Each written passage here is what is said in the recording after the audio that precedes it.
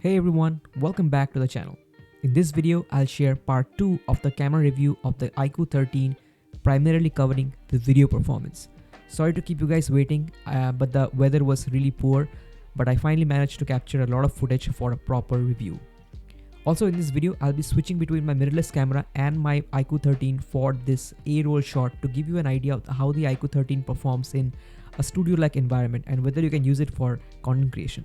This is going to be a very in-depth review, so stick around till the end. There will be a lot of footage for you to enjoy. If you haven't watched part 1 of the camera review where I covered the photography performance, then you can go check it out, link in the description as well as in the cards. Also consider subscribing and turning on notifications. You don't want to miss out on the upcoming content. With that said guys, let's get right into it. Alright, just like the other videos on my channel, this camera review is not going to be like your typical point and shoot camera review that you find on other channels. That part I'll cover towards the end of the video. The first thing that I want to check is what level of noise reduction and EIS does Vivo iQOO apply on the video, and how much detail do we lose in the process of noise reduction across bright daylight, mixed evening light and low light conditions. Trust me, this part will blow your mind. But how do we even disable noise reduction? Glad that you asked. Go into more settings, pro features, and you get to choose to disable or enable noise reduction and EIS as well. EIS also reduces video quality because EIS basically crops into the video, thereby reducing video resolution. Now keep in mind these settings only apply on pro video mode.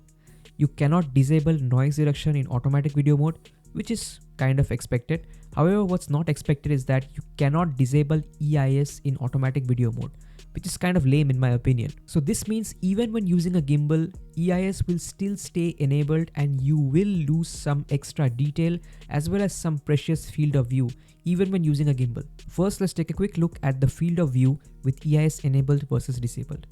So this is the ultra-wide lens with EIS enabled and this is with EIS disabled. Just take a look how much wider this is. It will look epic on a gimbal. Moving on, this is the main lens with EIS enabled and this is the main lens with EIS disabled. And oh my god, the main lens with EIS disabled almost has the same field of view as the ultra-wide lens with EIS enabled. That's some crazy level of cropping going on for EIS. Finally, this is the telephoto lens with EIS enabled and this is with EIS disabled. Once again, much wider field of view.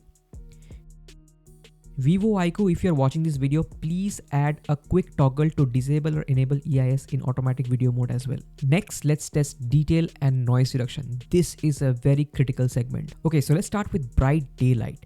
This is 4K 30fps video using automatic mode, starting with the ultra wide camera. Take a good look at the details. Now, let's switch to pro video mode. And I am not even going to touch any of the pro video mode controls. I'm going to leave all the settings on auto. Alright, so this was auto and now let's switch to pro video mode. If you are not able to see the difference in detail, let me crop into the video for you. Even in perfect daylight, there is a considerable loss in detail in the shadow areas compared to pro video mode. This difference will only grow when in mixed evening light examples. Next up is the main sensor. This is auto mode and this is pro video mode. Cropping in, thankfully the difference in detail isn't much. Pro video mode still packs a tiny bit more fine detail but not a major difference. This makes sense because the main sensor is the largest sensor and requires the least amount of noise reduction by default. Finally, this is the telephoto sensor in auto mode and this is in pro video mode. Once again, cropping in, we see a bit more fine detail in the pro video mode. Now, before we move on to mixed evening light conditions, let's take a look if disabling EIS further gives us some extra detail or not. So let's compare pro video mode with EIS enabled versus disabled. First, the ultra wide camera. Not much difference honestly with EIS disabled. Next up is the main camera. And here we definitely get a little more fine detail with EIS disabled. And finally, the telephoto camera. Once again, a bit sharper and a bit more detail with EIS disabled. Alright, so it's pretty clear. You will get the best quality video with the iQOO 13 if you're using pro video mode with noise reduction disabled and EIS disabled. Alright, so now let's check out mixed evening light next, and here you will see a pretty massive difference in details. So once again, this is 4K 30fps with the ultra wide sensor in automatic mode. And this is in Pro Video mode with EIS disabled. And I don't even have to crop into the video to show the difference. There is just way more detail on the Pro Video mode sample. Yes, there is more noise, but I would gladly accept more noise instead of losing this much detail. Next up is the main sensor. This is auto mode and this is Pro Video mode. Now the main sensor being the biggest has the least difference between auto mode and Pro Video mode, which is a good thing. But Pro Video mode still packs a good bit more detail. Finally, taking a look at the telephoto lens, this is auto mode. Actually, I'm not even sure if this is actually using the zoom sensor or just cropping into the video. And this is Pro Video mode. Once again, like the ultra wide sensor, there is a huge difference in detail. The Pro Video mode on the telephoto actually looks kind of stunning in this dim light scenario. Finally, let's take a look at nighttime footage. I don't have ultra wide for this, so this is the main sensor in auto mode. And this is the main sensor in Pro Video mode. That's a major difference in details. Again, more noise, but that's a lot more detail. And telephoto sensor as well, there is a huge difference in details. Do note for the night comparison, I had to fiddle with the Pro Video controls a little bit more, simply because the metering was making the video way too bright, so I just had to lower the exposure a bit. That's it. I also want to point out that Pro Video mode is not useful if you are shooting in very low light and you want the brightest possible video.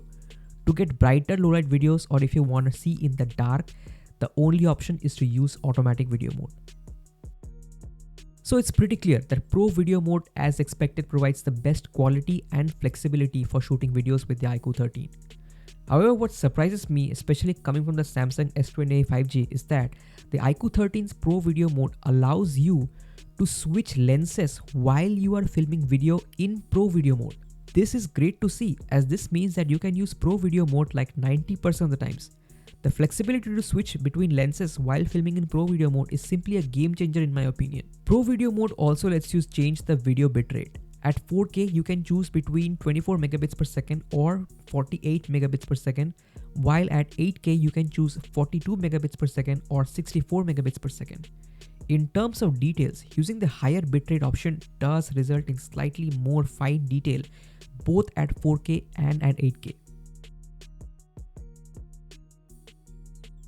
Now let's take a deeper look at 8K video. So you can shoot 8K 30 FPS using the main sensor with EIS. Once again, comparing auto video mode versus Pro Video mode in 8K in late evening light, we see a major difference in detail. 8K is such a high resolution that even auto mode looks very sharp and detailed, but in Pro Video mode, the detail is just insane. So sharp and packed with fine texture detail all across the frame. Finally, let's compare the best possible 4K video with the best possible 8K video on the iQOO 13 to see if shooting 8K is worth it or not. And I guess 8K is 8K. In terms of pure resolution, a 4K frame is just over 8 megapixel, whereas an 8K frame is around 33 megapixel. Now we don't get 4 times the detail obviously, as we have other limitations like bitrate, image processing, and primarily limited by the small smartphone plastic lens design. We still do get quite a bit more detail in 8K. The difference is noticeable once you zoom in. So when you're shooting some fabulous looking landscape, I do recommend switching to Pro Video mode and shooting in 8K. Okay, now let's take a look at a few more cool features with the iQOO 13. In Pro Video mode, you can shoot in real 1920 by 1080 at 120 fps and at 240 fps with audio using the main lens, which you can later slow down by 5 times and 10 times respectively on a 24 fps timeline. The image quality isn't that great, it's obviously 720p upscaled, but the quality overall is acceptable. I do recommend using this to capture B-roll footage for slow-mo, but only in bright daylight.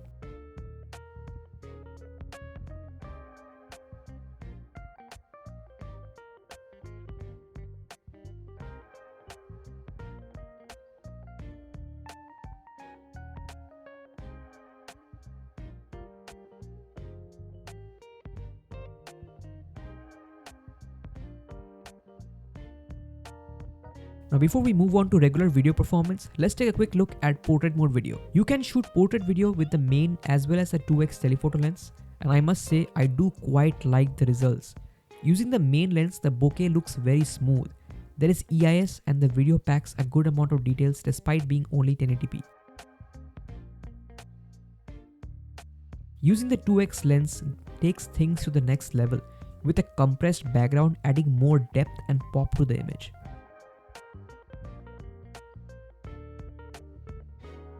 The front camera is also capable of shooting portrait video. Once again, I'm impressed with the quality. I just wish the image was a bit more saturated though. Okay, finally let's talk about regular auto video performance. Starting with 4K 30fps on the ultra wide, there is good stabilization, good details, the colors look natural except the skin tone which is a bit too bright.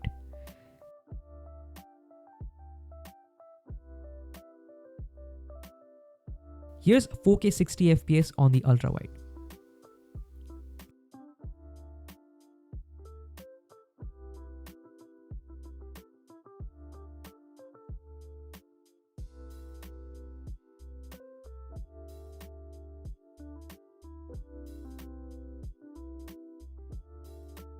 Next up is the main lens 4K 30fps, and I have the same observations. The detail captured is quite a bit more than the ultra wide.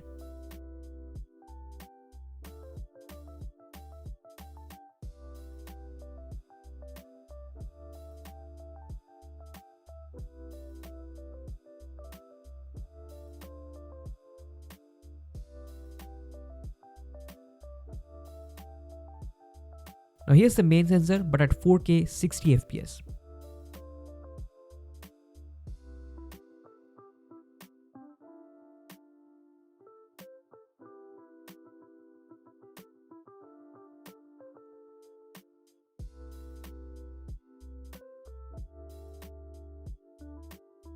Lastly, 4K 30fps on the telephoto lens, as the telephoto lens does not support 60fps video at any resolution. Once again, good stabilization and good details.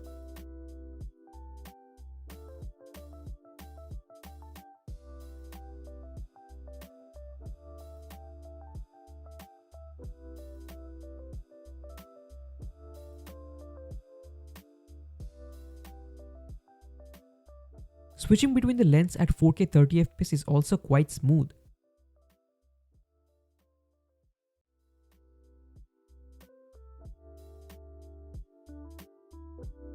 Autofocus is also on point. The focus transition is smooth and not jumpy like in Samsung phones. The autofocus is quite good and reliable with all the three lenses.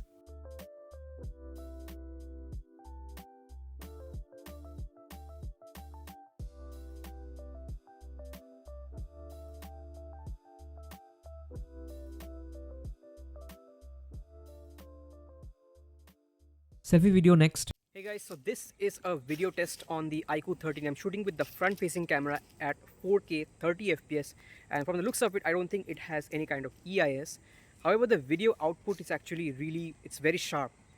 I can see it's crisp and detailed, but it doesn't have any kind of EIS. So if you want to shoot stabilized video, you have to either shoot at 1080p 30fps or you need to use a gimbal.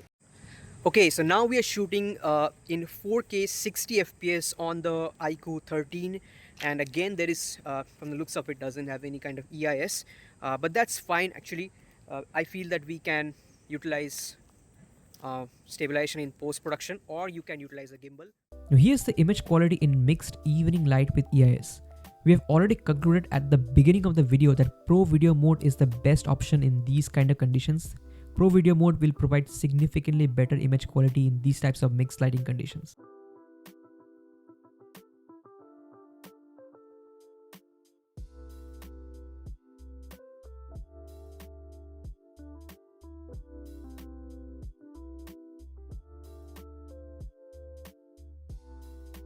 Now there is an option for auto low FPS to shoot videos at 24 FPS in dark environments. In theory, this should help a little with lesser noise or brighter video, as 24 FPS will let you shoot at a slower shutter speed of 1/24th of a second to keep the same exposure while allowing you to lower the ISO by a little. Although in real life, I haven't seen a huge difference in quality with this feature enabled or disabled.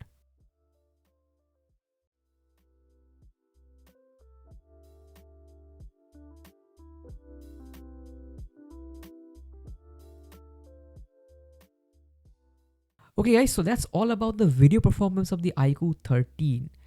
So overall, I am actually quite impressed with the video quality of the iQOO 13. Uh, I actually find that the iQOO 13 is probably better at shooting videos than it's at taking photos, which is quite rare. Standout features include the Pro Video mode, which is really versatile. It gives you a lot of controls, and the quality is very, very good. It allows you to disable EIS. It allows you to disable noise reduction. It also allows you to switch between the lenses while shooting video in Pro Video mode, which is the first thing that I haven't seen that feature previously in any phone. So that's pretty cool to see. The detail is really good. Colors are good, and yeah, overall, like quite impressed with the image quality on the iQOO 13. Portrait video mode is also quite good, and the only little complaint that I have is the colors in automatic video mode is a bit like, it's a bit strange with the skin tones. It's a bit nuclear, like it's a bit fluorescent. I wish the overall image would be a bit softer and a bit more calm. It's a bit shouty at the moment, but again, if you switch to Pro Video mode, I think the image becomes a lot better. It becomes much more controlled and natural looking. So overall, that was my review of the iQOO 13's camera performance, guys. I would say that the iQOO 13 has a camera setup and performance that will not disappoint the type of customers iQOO is targeting. I think for the price, the features that it is packing, and the camera performance that it brings to the table is quite satisfactory. You won't be disappointed with the camera performance. There are some quirks here and there. I've covered the photography performance in part 1. Go check it out to see what are the small ifs and buts with the photography performance. But overall, the video performance is quite good. I'm quite impressed with this. So yeah, that's all for this video, guys. Do let me know what you thought about this video. Do you like my style of making camera reviews? Like, what do you think about this kind of video? Do let me know in the comments. Also, let me know if you're planning to purchase the iQOO 13 or you're planning to purchase something else. Also, please don't forget to subscribe and turn notifications. A lot more content is coming up and I need your support. With that said, guys, take care and I'll catch you in the next one. Peace.